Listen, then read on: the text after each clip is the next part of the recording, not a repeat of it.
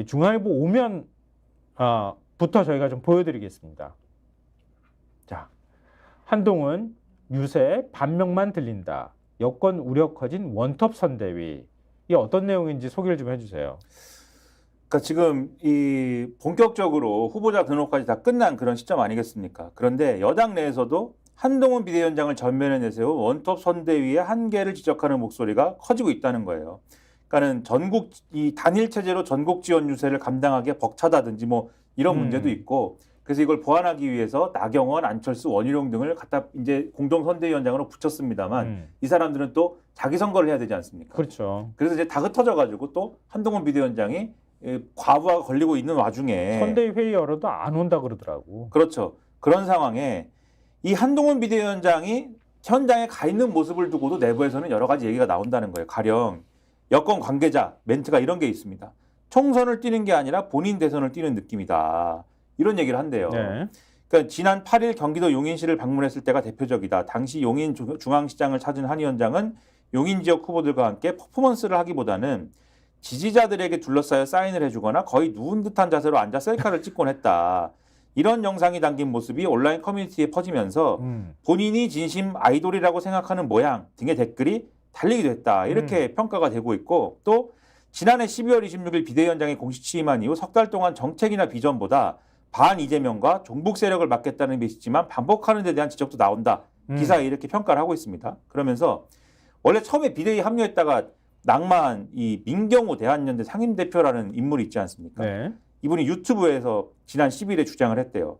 운동권 청산 다음에 민생, 미래 먹거리, 과학기술 이런 얘기가 힘있게 뒷받침돼야 되는데 여당 체질이 많이 못 미치는 것 같다라고 주장을 했다는데, 실제 한동훈 위원장 고물가 등의 민생 문제 대응이 부족하다는 언론 지적이 이어진 뒤에 관련 메시지와 행보를 늘린 듯한 모습을 보여주고 있지만 본격 공약 발표를 시작한 지난달 1일부터 지난 14일까지 공개 일정 중에 물가를 언급한 횟수를 집계한 결과 중앙일보가 집계를 해보니까 3번에 불과했더라.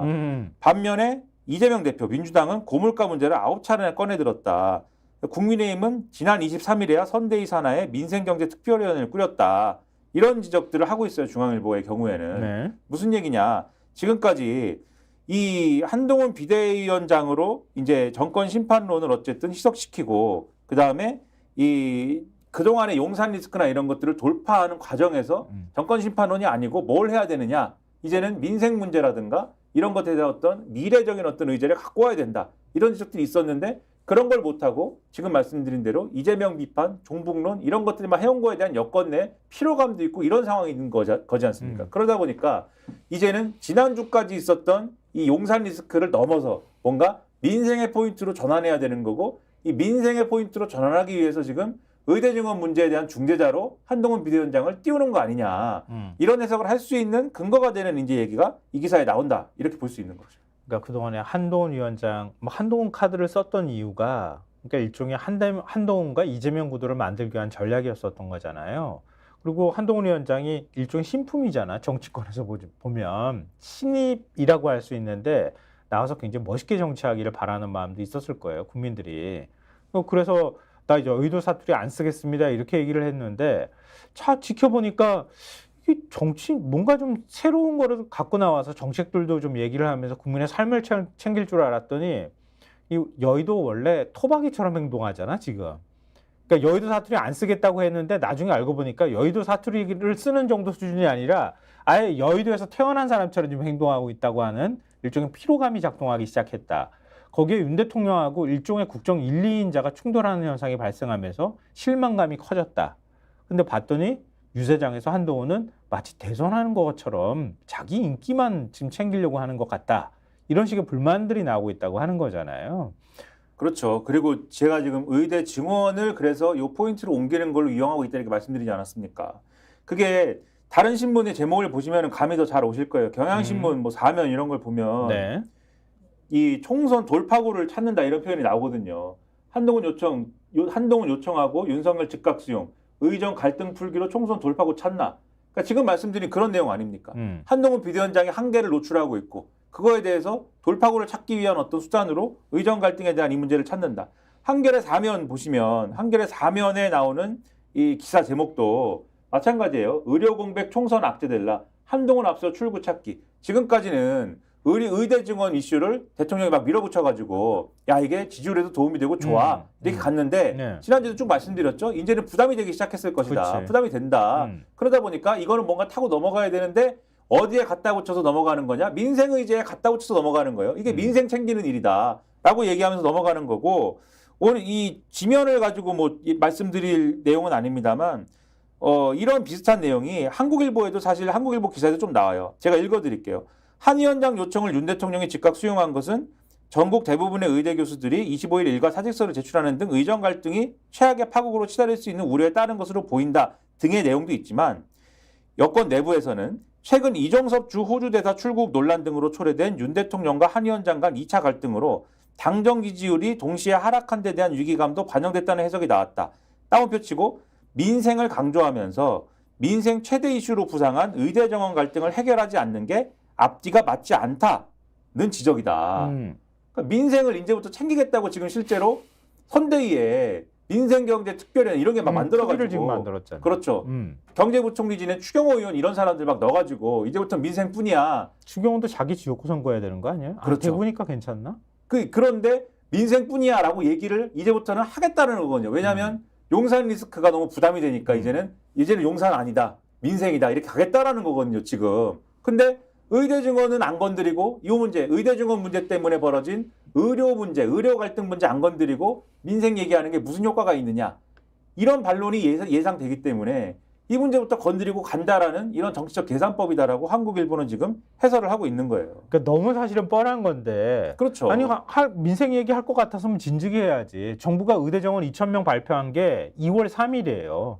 2월 3일에 발표했는데 지금 40일이 넘도록 한 달 보름이 되도록 아무 말 안 하고 있다가 지금 무슨 중재자라고 자처하고 나섰냐는 거예요. 그렇죠. 그래서 경향신문이 사설 제목이 이렇습니다. 민생토론, 민생특위, 민생특보 뭐하다 총선 앞그의 급한가.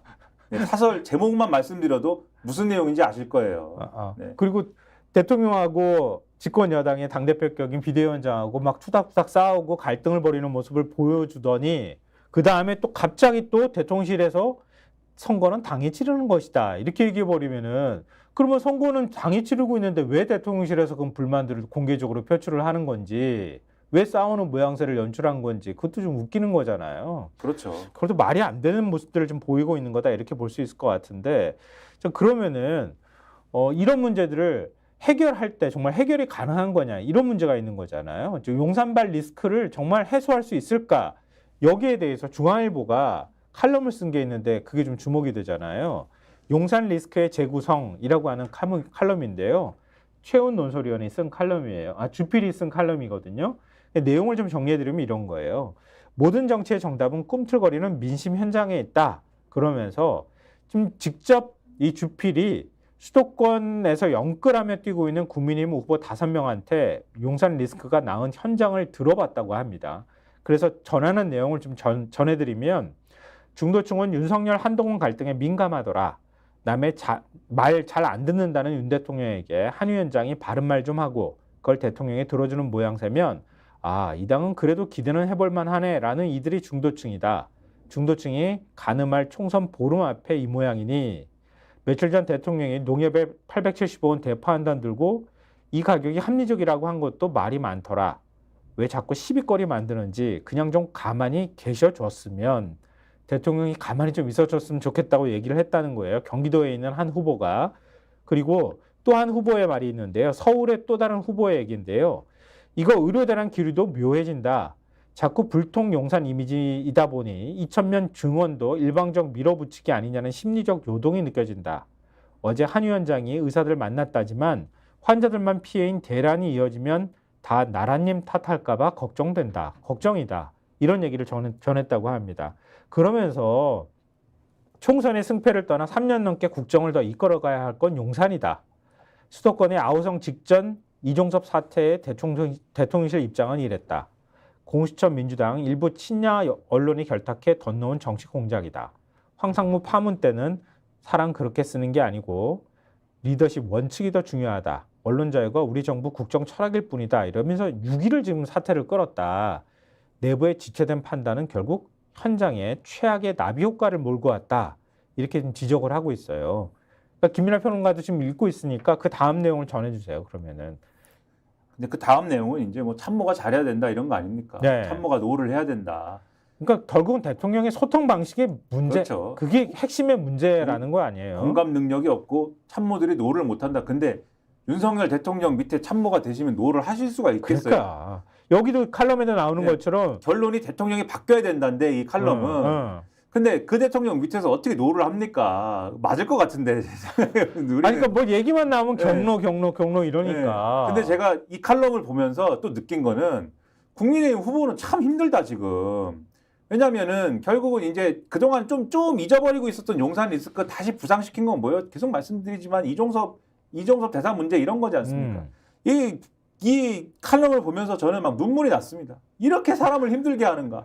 왜냐하면 지금 말씀하신 이 후보들의 목소리 있잖아요. 다른 부분도 있는데 황당합니다. 막 이렇게 얘기한다는 거예요. 제가 읽어드릴게요. 이거 들으면 후보절절. 네. 국민의힘 후보, 경기도 모 후보가 이렇게 얘기했어요. 다녀보면, 그러니까 유권자들 만나보면 매일 친명 행제다 뭐다 이재명 욕은 다 하면서 자기들은 왜 이리 마음대로 하나 이런 얘기를 한다. 어린 해병이 죽었는데 책임은커녕 대사로 내보내놓고 도대체 국민 알기를 뭘로 아느냐란다. 지금도 일이 하는데 국회까지 지어주면 도대체 무슨 일을 벌이겠느냐라고 한다. 스픽스는 말하는 언론입니다. 대세는 유튜브, 그중에서 스픽스. 좋아요, 댓글, 구독, 알림 설정. 여러분이 저희를 사랑해 주시고 우리가 여러분을 사랑하는 4가지 방법입니다.